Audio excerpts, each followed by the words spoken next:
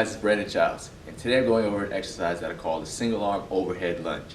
Now if you watch my video on back lunges, I basically talk about how there's no real reason for anyone to do a front lunge because it puts a lot of strain on your knees, and how doing a back lunge is a lot easier on the joints and helps you recruit the glutes more.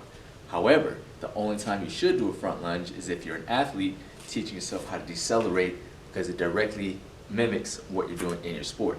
So I'm going to go over both versions of this so that if you're an athlete, you can practice on your deceleration. If you're a regular person, you can just work on your regular back lunge, focus on your glutes and your obliques. So for the single arm overhead lunge, all you'll need is a single dumbbell, and single dumbbell. All you're going to do, hold the weight up over your head. You want to make sure that your palm is facing inward, and your elbow and your bicep is squeezed right next to your ear. You don't want the weight too far in front of you or too far behind you.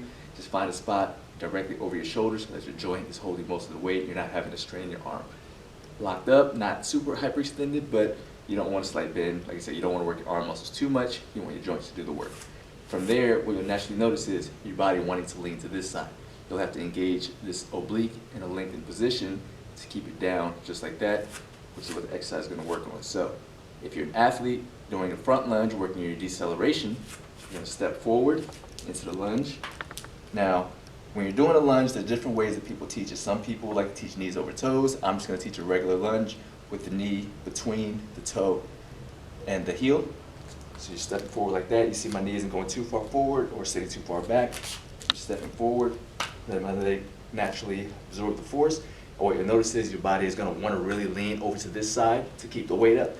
Really engage this right oblique when lunging down, and then push back like that. So it's basically teaching your body, if you're an athlete, how to change direction and get your abs involved with it so that you're not falling all over the place, slipping all over the place, or risking your knees for injury. So one more time, you're lunging forward, knees between the heel and the toe. You see I really want to lean over. This oblique has to engage. Obviously make sure you keep this hip in, knee slightly pointing out so that you're engaging your glutes, but the weight is staying on the inside of the foot, you're not rolling to the outside, and then you're pushing back. So same thing is going to be on the other side. Lunging forward, pushing back. Now I'm absorbing the force, keeping the hip in with my glute. I'm not using my knee or my quad because that's going to put too much strain on the knee. It's going to lead to injury. Now for everyone else that are non-athletes, you're going to be doing the back lunge version of this. So same thing, arms up, and you're basically going to step back with whatever arm you're holding the weight with. You want to step back with the same leg. Same thing just like the front lunge. If you're holding your right arm, you'll step forward with your left leg. You want to do opposite or opposite leg. Same thing going backwards. So now, as I step back, you don't want to go too far. You don't want to go too short. Just step back at a comfortable distance, keeping the knee between the heel and the ankle, keeping the weight up. And as you can see, my body really wants to lean over to hold this weight up. Engage this right oblique and lunge down, keeping the hip in, the knee out.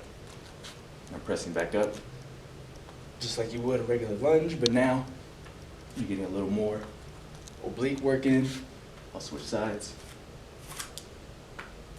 to keep your body nice and straight, to recruit the glutes more, but now also work the obliques on the opposite side to keep your body nice and straight.